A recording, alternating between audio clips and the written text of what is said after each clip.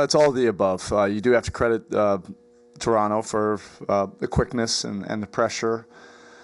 They sped us up a handful of times. We also have to do a much better job with our spacing, attention to detail, even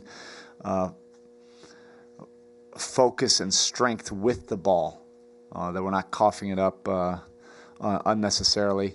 But our spacing and purpose of play and execution has to be much better, especially against this team.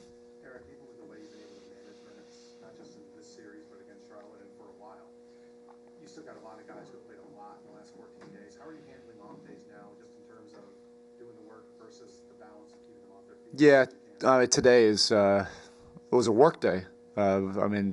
Certainly we wanted to set the tone for tomorrow. This is a very competitive series. Look, you have 2 overtime games, a lot of physical plays that are deciding games in both the games. Being at home doesn't guarantee anything, so we want to really get our mindset right for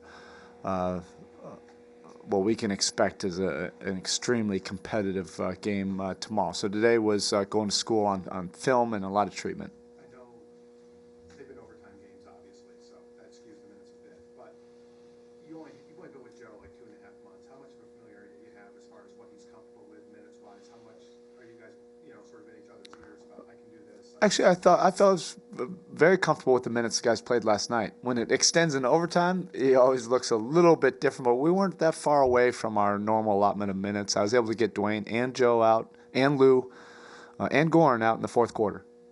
That's really the best case scenario. Sometimes that doesn't happen, but all those boxes were checked, except for the plays that we needed to make at the end. They made more and we didn't. After watching tape, things beyond turnovers, what you think you need to do better? Oh, there's a lot of things. This is a very physical team that even if they're not shooting well, you have to respect their competitive nature and how they can make those kind of plays impact plays. They could be tip-ins, extra possessions, obviously the offensive rebounding, end of possession drives, cuts, things of that nature that they really hurt us on last night. Valanciunas obviously had those 6 offensive rebounds, but some extra possessions, even on team offensive rebounds where he didn't get the rebound. And DeMar Carroll, his drives and his baskets in the second half were very big for them. His birthday today, so he actually looks great. Most of the stitches are on the inside of his mouth. He took a heavy shot to the chin. Usually when Goran bleeds, we win. That was an anomaly last night. Any adjustment that you want to deal with Lowry if he's caught his rhythm a little bit? Yeah, he got a couple good looks. Any good player gets that good of a clean look at the end of the game. Even the 35-foot shot he had in game 1, you just don't want to leave it to chance like that. So we do have to tighten up our defense, finishing our defense, making sure we're getting to contests. But our offensive execution has to be significantly better and more efficient.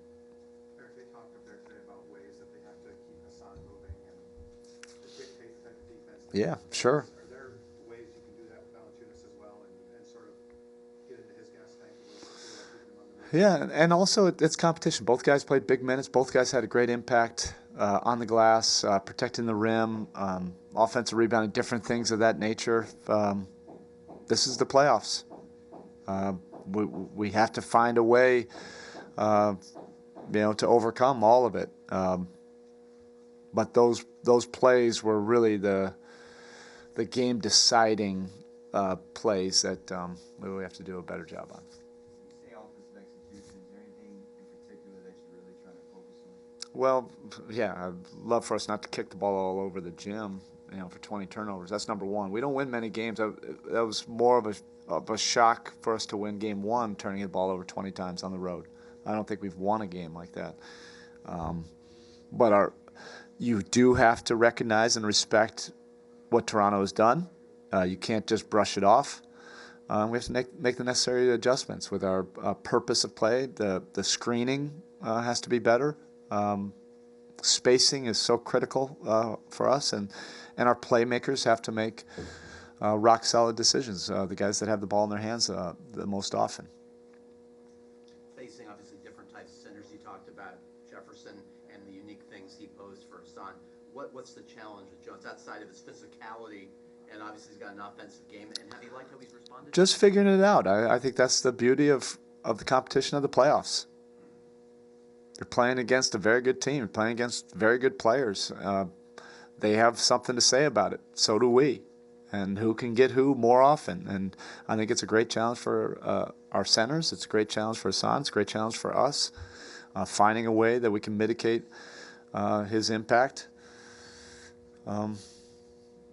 while we're also taking care of the rest of their team, and then getting to our game. We haven't played our game, and that's a credit to Toronto.